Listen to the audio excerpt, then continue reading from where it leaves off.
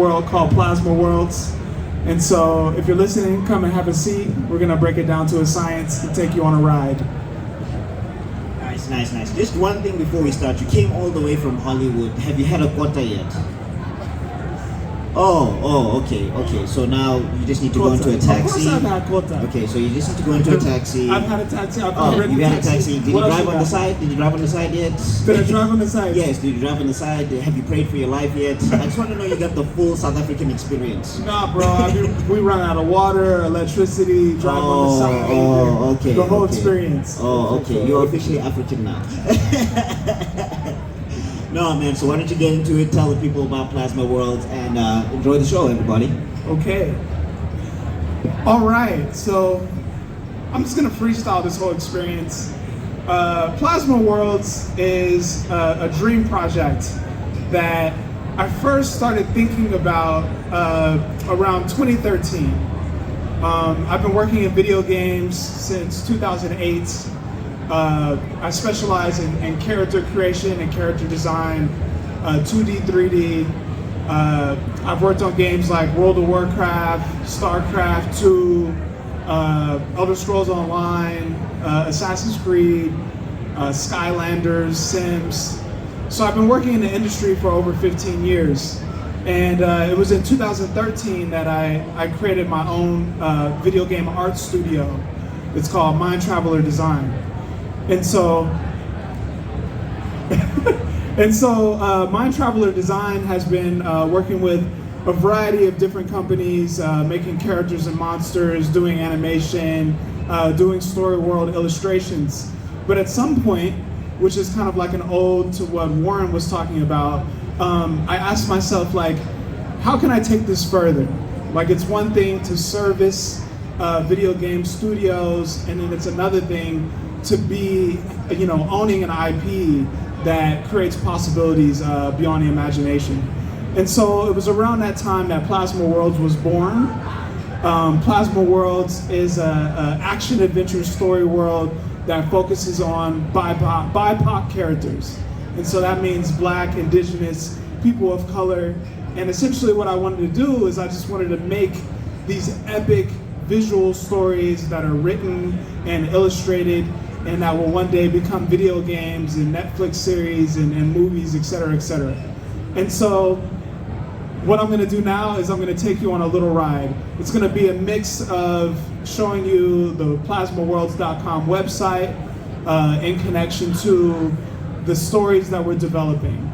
And so PLASMAworlds is very much still in development, but we have so much dope art, and get ready to get your socks blown off. All right. Okay, so here we are on the website. We're gonna enter, and I'm gonna take you to our first trailer.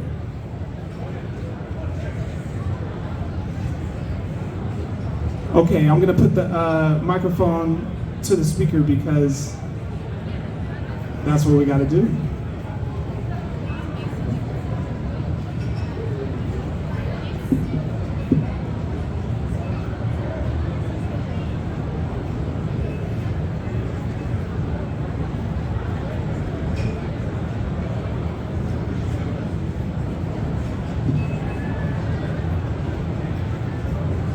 Yeah, it's not really working, hey?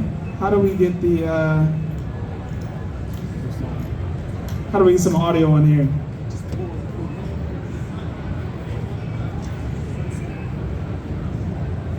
Okay, while they're setting that up.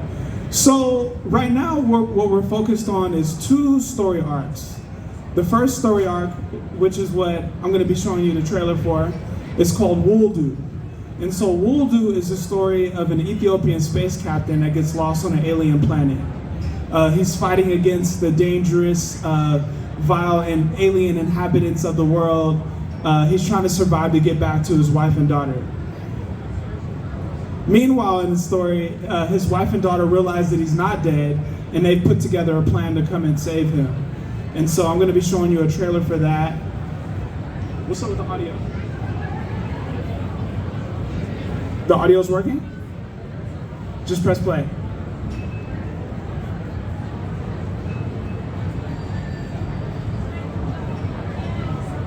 Nah.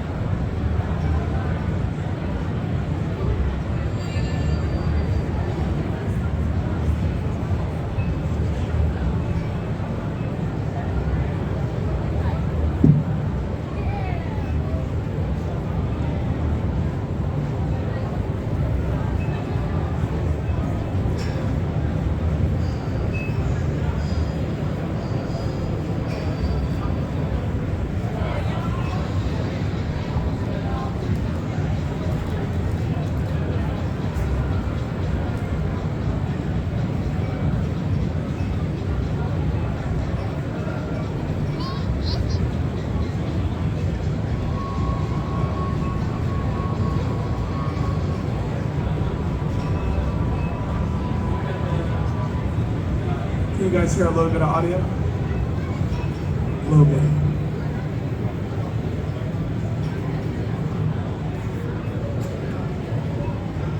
I guess I'll just talk in the background as he's playing. So, the first product that I'm releasing is kind of like an ode to Harry Potter and Lord of the Rings. We both know those IPs are huge. You know, they got movies, comics, video games, toys, etc., etc. And so I decided to go that path.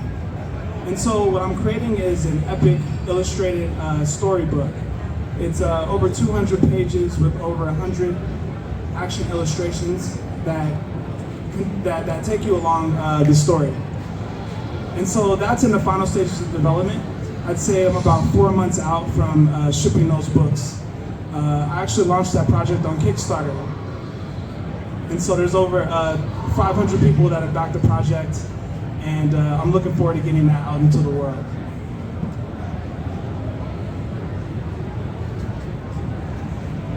The next trailer that I want to show you, I really wish I could give you guys the full audio experience, especially for this one. This story is called A Love That Hurts. And so just a little background story.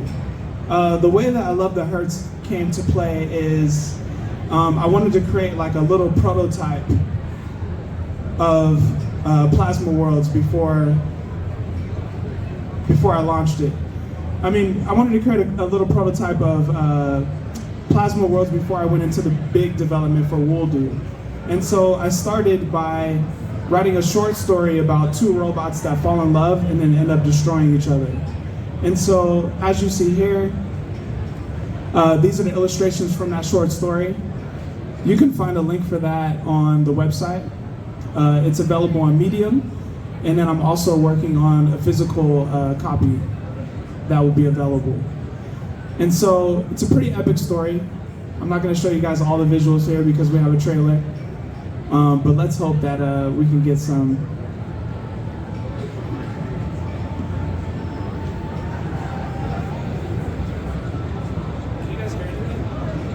Okay. Something's better than nothing. Yeah. Good.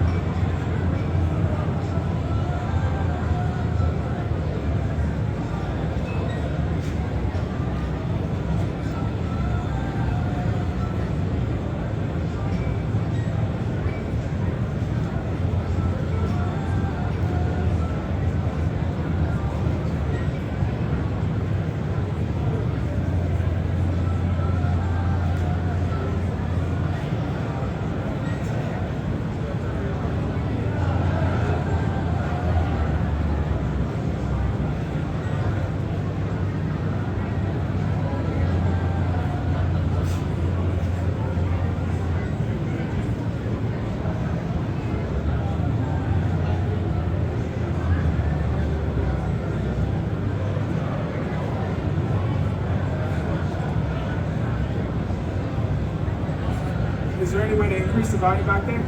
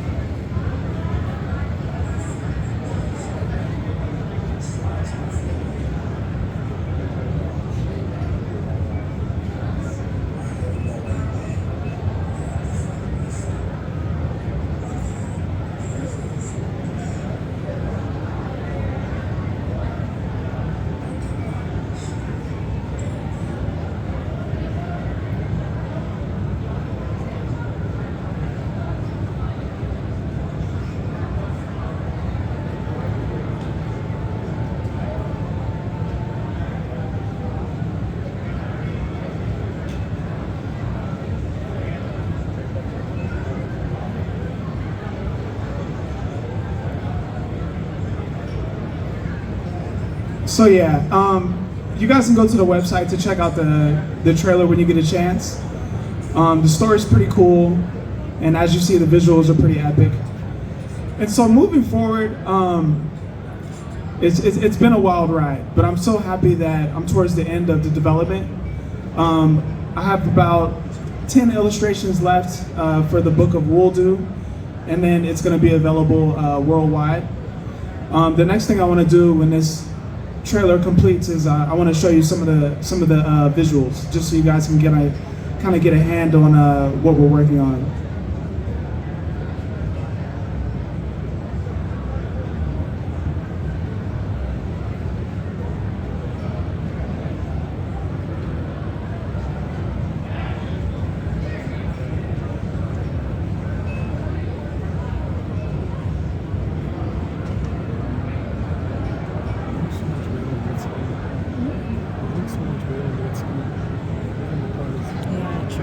Okay, so yeah, you know, I'm working with artists all over the world. There's about 35 artists on the art team.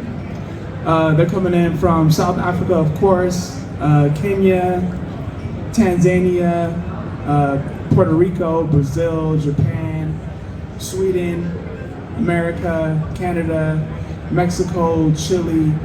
It just goes on and on and on. Like it's over 40 artists, and most of them are from different countries. And so we're all working together to bring this epic project to life. We really want to create this possibility in the world where, you know, there's an intellectual property out there that's to the quality of like Star Wars, Harry Potter, Lord of the Rings. But it's highlighting people of color, you know, all around the world, from the continent of Africa and the diaspora. And I think it's coming along great. I want to open up this time. We've got about 7 minutes left. I know this was like a rough and rugged type of presentation, but at the end of the day, I just really wanted to give you guys a visual experience of what's been going on. And so I'm gonna open it up for Q&A now. We've got this lovely volunteer walking around here with the microphone. Feel free to just shoot off to him any questions that come to mind, and I'll do my best to give you a detailed answer.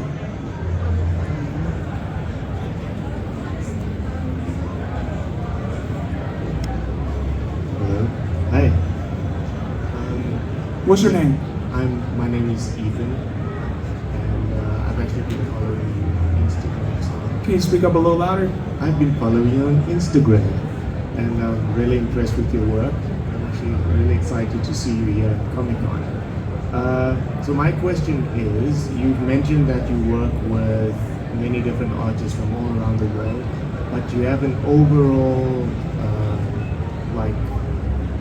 feel or design with all of your visuals that I've seen so far. Is there a specific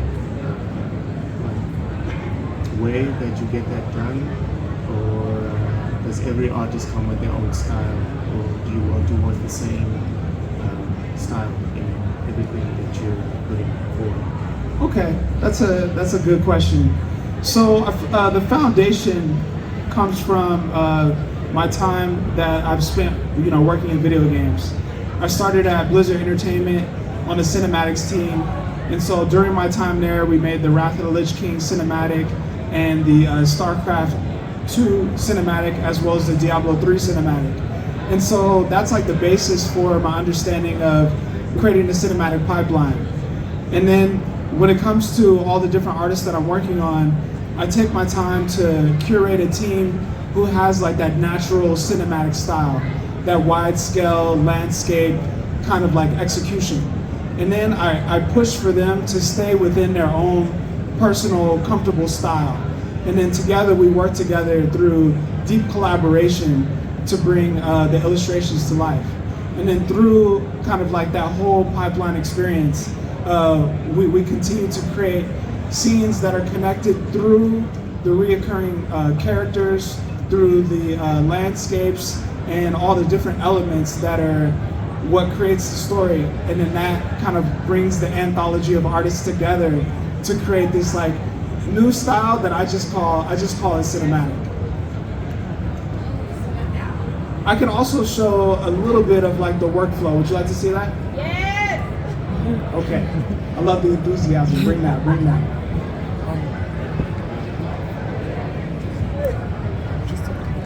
All right, so here, I was talking about the story of Love That Hurts, and you guys saw the opening videos for that trailer. And so if we skip forward a little bit to the middle of that trailer, we'll come to this scene here, where the protagonist of the story enters the air train station. And so this is like us like opening up just to kind of show who this character is. And so if we come here, then you'll see that like this is basically the workflow that I use for working with all the artists. And so we always start with like a quick 4 thumbnails. I tell the artists to be as rough and rugged as possible. I give them a detailed art description of what's happening in the story so that we're both on the same basis for what's happening in the story. And then they come with like 3 to 4 rough sketches. And so from there, I'll choose one. But then I'm always like sharing artistic feedback at the same time. So as you see here, here's some of my notes. I'm talking about, you know, from that thumbnail, I'm seeing in that world like future escalators, more people in the scene, a baggage claim area, some art sculptures in the background, and air trains like moving through the scene in the background. And then so from here, the artist like moves forward with that art direction. And so we're breaking down the X-ray devices here. I always ask for like 3 to 5 little rough descriptions, and then I make choices and we move forward from there. And so here I chose this one. I liked, you know, kind of the design elements. And then here's like some plants that the artist wants to throw in the background. And so I'm like, cool, let's do that, but let's also push it a little further. And then so now the artist comes with that feedback and they add it to the scene. And so what you'll see is the things that I requested in the previous posts in the scene now with the air trains and the people. And so now I need to choose which direction we go from here. And so at this point I was like, let's mix it up. And so we take the top thumbnail and I'm like, yeah, I really like these pillars that I found from Ethiopian architecture. So let's add that to the background. And then I'm like, let's see if we can get some like plant growth happening in the middle of the scene. And then I'm like, this is not Assassin's Creed, so these characters are not gonna work. And so, you know, I don't just exit out and say like, do better, like I actually send feedback. And so I don't have those exact reference images in the scene or in this presentation, but you'll see that we're going into more of like a Middle Eastern, Northern African, Dubai inspired like Muslim wear. But we're in the future. This is the year 2086, and so we want to push the design elements and take it a bit further. And then also we enhance the faces here, and then you'll see this is like the final rough for the scene. And so we're taking our time not to overcommit to anything because we're creating together. And so this is the piece with all the feedback. And then here's like, I'm like, let's add a couple of my friends because, you know, it's just fun to like see yourself in the art. And so these are a couple of my friends that I want to bring their likeness to these sisters here. And then I'm also just talking about like skin tones. I want to vary the skin tones. And then these are the final designs for the sisters with the feedback. And so remember, we started with like this Assassin's Creed type of look, and we X'd that out, and then we pushed it much further to bring it into the world of PLASMAworlds. And then here, the next step, we'll go over color roughs. And so I'm like, let's do 3 to 5 color roughs, and then I'll choose which colorway we want to go from there. And so the artist sends over the color roughs. I choose this one, and then now this is like the midpoint for the scene. And so at this point, I'm looking at what's happening in the scene. I'm making sure that it's tying into the story, but then I also want to push like immersiveness. All the images are in this story world of PLASMAworlds are very cinematic. Even though these are 2D images, we're treating them like 3D scenes, which means that most of the elements are on separate layers in Photoshop so that we can do the animations that I showed in the trailer. And so here I'm giving like super detailed feedback because we're at the midpoint and I want to be respectful of the artist's time. And so I don't want to be like abstract and like, I don't want to distract. And so I really dig in. I'm like, let's add glasses. Let's get some texture on that hair. I'm sending other references. I'm like, let's ground these plants. Let's give them some shadows. I'm like back here, in my imagination, I see this like baggage carrying device with like a drone dog playing back there. And I'm like, this woman and her child, I would imagine that they have like some like drone bags following them in the background. And here's some like logo feedback. And I'm like, I love this idea of when the characters are passing through the X-ray, we can actually see their X-ray layer. But I'm not loving how rough that is. And so let's take some time and really dial into the details. And then there's some more stuff happening back here where I'm like, need some silhouettes on the body. Oh yeah, and I'm like, let's get a TSA agent in the foreground, which will also enhance the depth and the three-dimensionality of the scene. And then, and then I'm like, let's go ahead and just rip the whole roof off this whole station and show the background. Maybe have some like spaceships flying back there, et cetera, et cetera. And so as you see, this is the revised. We've got the roof off, we've got some spaceships back there. We've got my man's in the foreground, the TSA agent.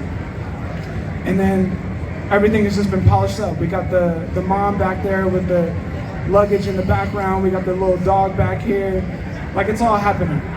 And so these scenes usually take us about 1.5 months to 2 months to create. It's not a full-time effort coming from the artist. It's happening in connection to their moonlighting. And so I respect their time. Okay, I got 1 minute left. So, is there any final remarks? What's up in the front row? As a person hi, my name is Judy. As a person who supports the designers and things like that, how do you balance your not necessarily bias, but like when you want a certain image to be, as opposed to giving remarks to the designer? Like how do you balance not like influencing their creativity too much, such that it, they only want to do what you have remarked, not necessarily what they felt like the scene should look like? I think it comes from humility. Like I'm super excited to be creating this dream project that I've had in mind for over 10 years. I also understand the pipeline through and through from working in the industry for so long. And so I have a lot of empathy and compassion for the artists and for time. And so I make sure that I pick artists whose style inherently, without even ever working on my project, I already like it. And so I trust them to design. And then also, it's not just like me sending them the script and them creating a scene. This is a whole conversation. We're going back and forth. They're sending sketches, I'm sending sketches, I'm sending breakdowns of what I want, I'm sending references, and then I'm trusting them to execute. The only time that I really jump in is on quality. Because I'm an artist too. I get lazy too sometimes. And so when I see them getting lazy in certain areas, I call them out. And even if they get frustrated and they're like, oh, you're not paying me enough, it's like, bro, we agreed at the jump, but we have to execute on a high level. And at the end of the day, everybody gets that. And that's how we succeed. Okay, that's it. Thanks.